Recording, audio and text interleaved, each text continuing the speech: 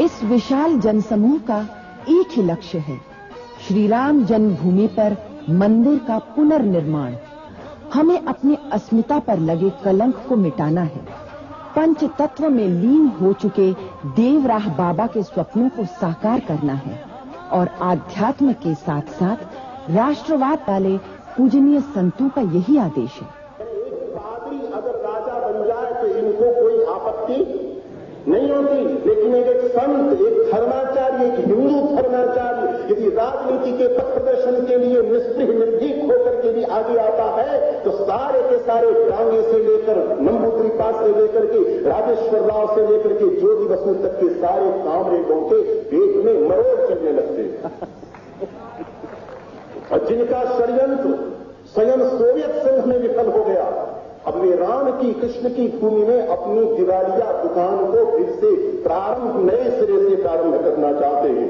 गांधीवादियों का षड्यंत्र, समाजवादियों का षड्यंत्र, साम्यवादियों का षड्यंत्र, धर्मनिरपेक्षवादियों का षड्यंत्र, लोहियावादियों का षड्यंत्र, जयप्रकाश नारायणवादियों का षड्यंत्र, चाहे कितने भी वाद प्रवाद हो, इन सबका एक सूत्री कार्यक्रम है, धर्म को राजनीति से अलग रखो ताकि वो अधर्मियों की भोग्या बनी रहे, उसका निर्द्वंद उपभोग वो कर सके। और 43 वर्ष के धर्मनिरपेक्ष शासन की ये चरम परिणति है कि आज कहीं कोई मर्यादा रही ही नहीं है।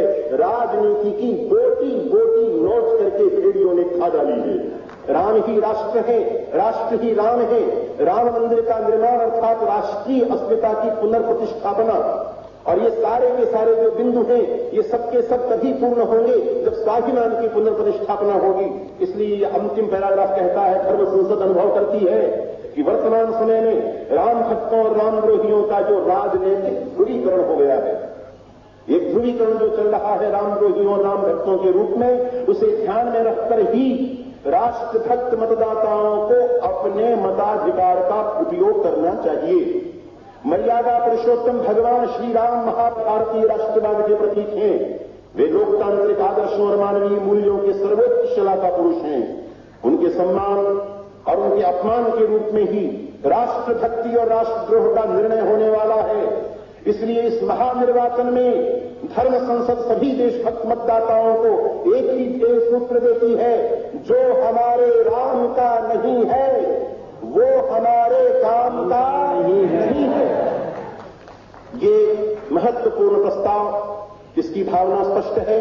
सारे देश के कोने कोने में, घर घर में ये मंत्र पहुंचाना है, जो न हमारे राम का वो न हमारे काम का। इस ध्येय वाक्य के साथ ही इस प्रस्ताव को विचारार्थ में प्रस्तुत कर रहा हूं। कृपया आपने अपने हाथ ऊंचे उठा करके उद्घोष कीजिए, जो न हमारे राम का, जय श्री राम।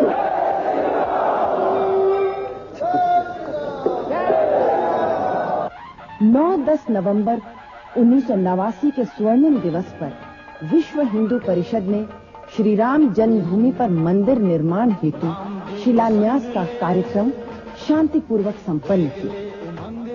हजारों संतों की उपस्थिति में अपने ही समाज के हरिजन बंधुओं द्वारा प्रथम शिला रखने से आरंभ हुए इस शिलान्यास कार्यक्रम ने विश्व को बता दिया कि अब हिंदुओं को जाति पाति पंथ संप्रदाय पर विघटित करना संभव नहीं है।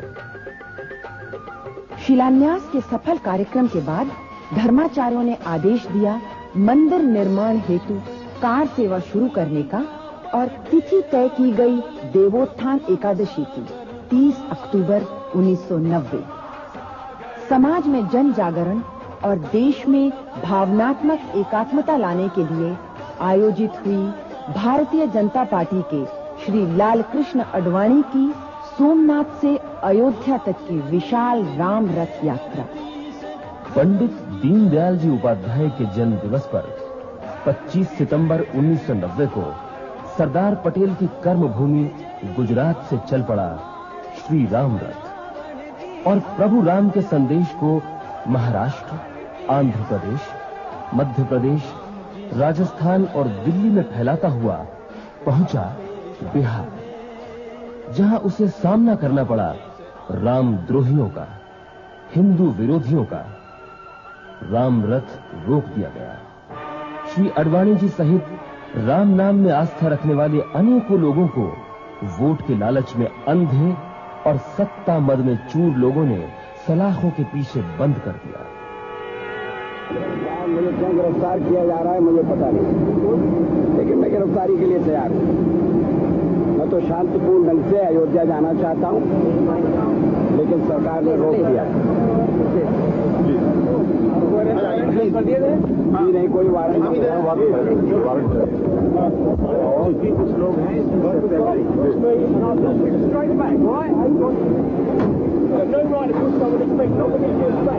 इसके बाद सिलसिला शुरू हुआ कार सेवा का, अयोध्या की ओर कूच करने का और परिणाम स्वरूप उत्तर प्रदेश की जेलें भरने का। जो समाज पिछड़े वर्गों को सुविधाएं देने के नाम पर बांटा जा रहा था, वो श्रीराम मंदिर के कारण जुड़ना शुरू हो गया। लाखों कार सेवक किन परिस्थितियों में अयोध्या पहुंचे, आइए सुने वात्सल्यमयी राजमाता विजया राजे सिंधिया से। जब सब व्यवस्था फेल हो गई और उन लोगों को भोजन पानी कोई देने वाला नहीं, यहाँ तक कि जो पुलिस वाले और जो उनको भी खाने पीने की कोई व्यवस्था नहीं, सब व्यवस्था टूट गई, खत्म हो गई, तो बांदा की जनता धन्य, बांदा की एक एक जनता। मैं कान खोल के खुलो में सुनो मेरे मुसलमान भाइयों को भी कहना चाहती हूँ, वो हमारे दुश्मन नहीं है। मैंने वहां देखा उदाहरण, एक एक मुसलमान भाई भी खाना बना बना के लाए, पैसा लेकर आए और खाना दिया और सबको खाना खिलाया। 2-3 दिन तक कहते हैं कि रोज के 20-25 हजार लोगों को वो खाना खिला रहे थे। कितना खर्चा हुआ होगा आप सोच सकते हैं। पूरा उस बांदा शहर, एक छोटा सा शहर है उत्तर प्रदेश का, उन्होंने अपने सिर पर ले लिया।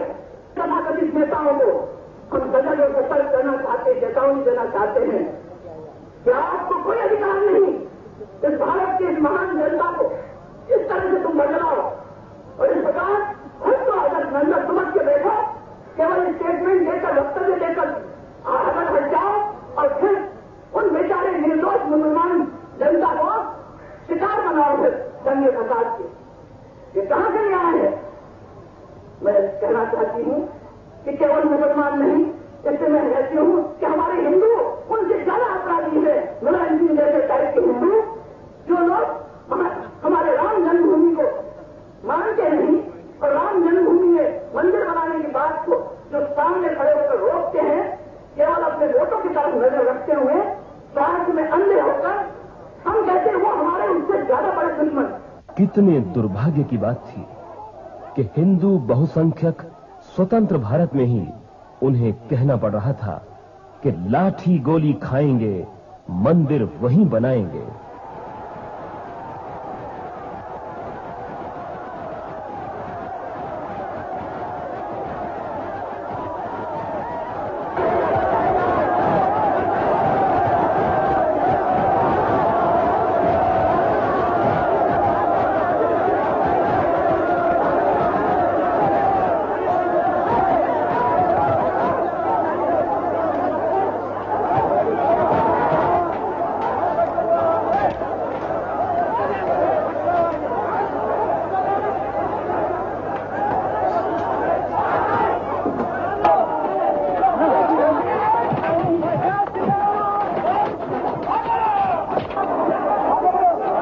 अक्टूबर 1990 के स्वर्णिम दिवस पर देश भर से आए प्रत्येक जाति, प्रत्येक वर्ग और प्रत्येक स्तर के कार सेवकों ने संपूर्ण विश्व को बता दिया कि हिंदू जिस शान से जीना जानता है, उसी शान से मरना भी। किसी भी प्रकार के कष्टों, रुकावटों, चारों ओर से आ रही लाठियों की बरसात और गोलियों की बौछार की परवाह न करते हुए लाखों श्रीराम भक्तों ने कार सेवा शुरू की और भगवा पताका फहराकर हिंदू राष्ट्र के पुनरुत्थान की नींव रख दी।